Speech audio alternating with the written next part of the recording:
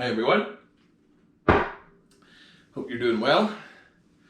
Welcome to my Whiskey of the Year 2020 video and also a review of 2020. Well done everyone for getting through this Annus Horribilis. It is a year that we will never forget and one that we hopefully won't repeat in a hurry. Maybe next year, 2021, will be much better for everyone concerned.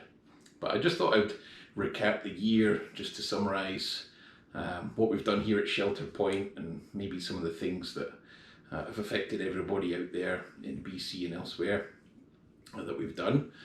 So the year actually started off pretty good. I remember like the Victoria Whisky Festival, and there was a great buzz about the place. We ended up doing really well in the Canadian Whisky Awards. We got the best all rye with our whiskey. It was actually made by Alberta Distillers, but it was a rye that was matured at Shelter Point, and it was about 9 years old. Absolutely stunning stuff. So that was all rye of the year at the Canadian Whisky Awards, and received about 10 other medals as well. So it was a really good time. Also at the World Whisky Awards, we got the best Canadian single malt for our Old Vine Foch Reserve single malt, which was a wine finished single malt, a single cask. We also won Best Single Grain in Canada too at the World Whisky Awards with the Smoke Point. And it was a really good start to the year in terms of the awards. Everyone was feeling good about what was to come in terms of the releases ahead for the year. And then about 2-3 months into it, we hit the pandemic, and then everything changed.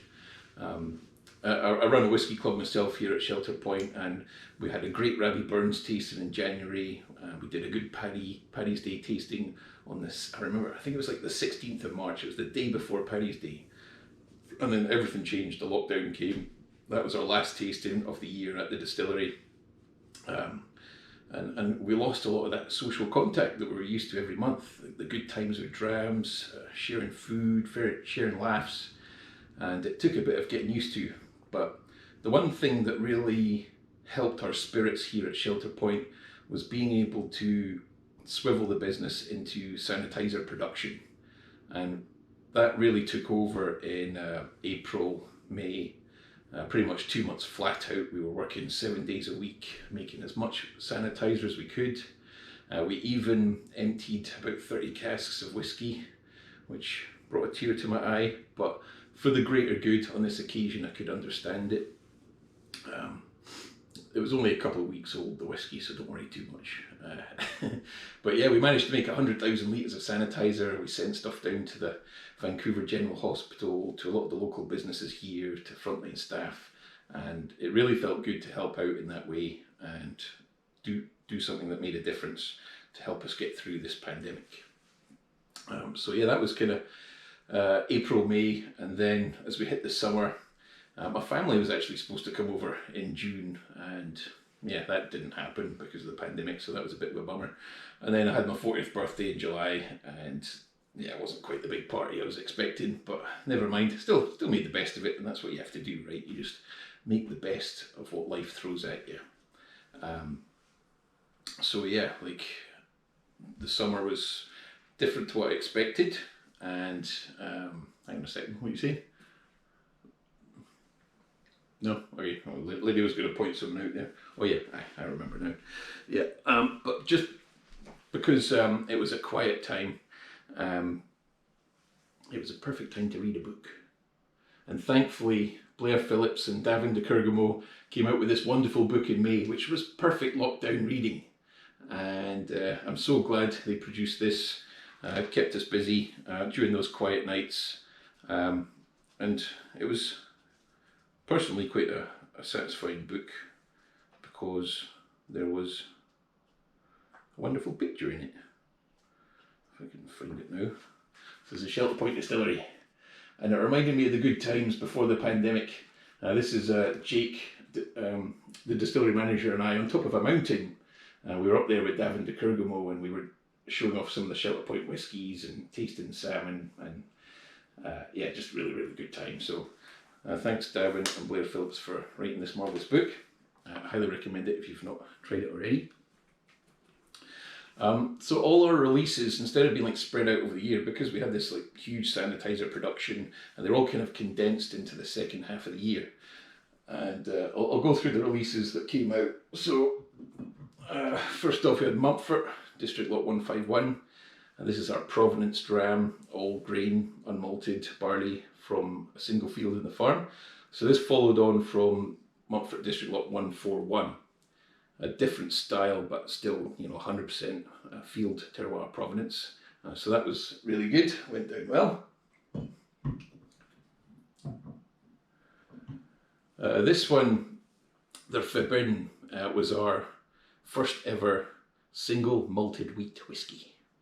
So 100% wheat whiskey, and this was a real easy drinker. I remember going to the cabin in Galliano with my father-in-law, and we polished off a bottle of this in one night, and it was just gone in the morning. I was like, where did that go? This was really popular, surprisingly, for a whiskey that's not too commonly known about, like a single malt whiskey, went down really well. The second batch of Smoke Point came out as well. This is our whiskey finished off in ex-Lefroy casks, 50% malted, 50% unmalted barley. This one had a longer Lefroy maturation compared to the first batch, and this is great stuff as well, really good. But if you were lucky enough to get your hands on one of these, this was definitely one of my favourite whiskies of the year. This was a single cask of the second batch of Smoke Point, and it was full cask strength, absolutely beautiful whiskey, real rambunctious stuff, really heartwarming, and probably one of my favourite Shelter Points to date. We also did a single cask with a triple grain. This had 3 different types of grain in it, bottled at a lower kind of 43%, so a nice kind of accessible whiskey which showed off a variety of our grains, including a bit of rye in there. And this has got wine notes in it, so quite an interesting whiskey, and a lot of people like this one. Just for those that are maybe put off by the stronger alcohol whiskies, this was very approachable. And then we had our explosive flavour in Ripple Rock whiskey. This one is alligator charred, virgin oak, very, very strong flavours coming through, almost bourbon-esque in a way. Very popular once again. The Ripple Rock whiskey has been received very well, and if you've not tried this, this is excellent stuff.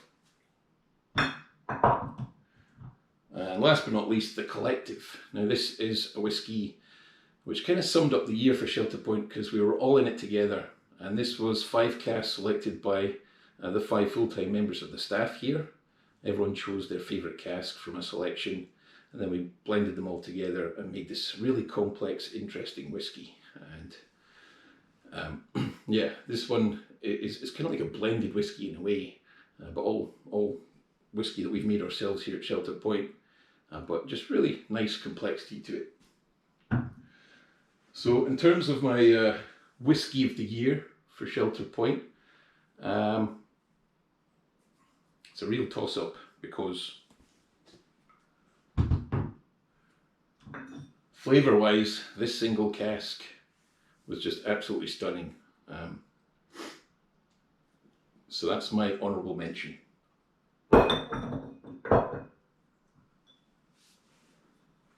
But for this year, I could think of no better whiskey than the Collective from Shelter Point to sum up how we approach difficult times.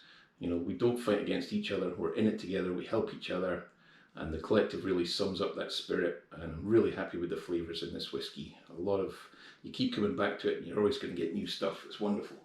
So that's my Shelter Point whiskey of the year, the Collective.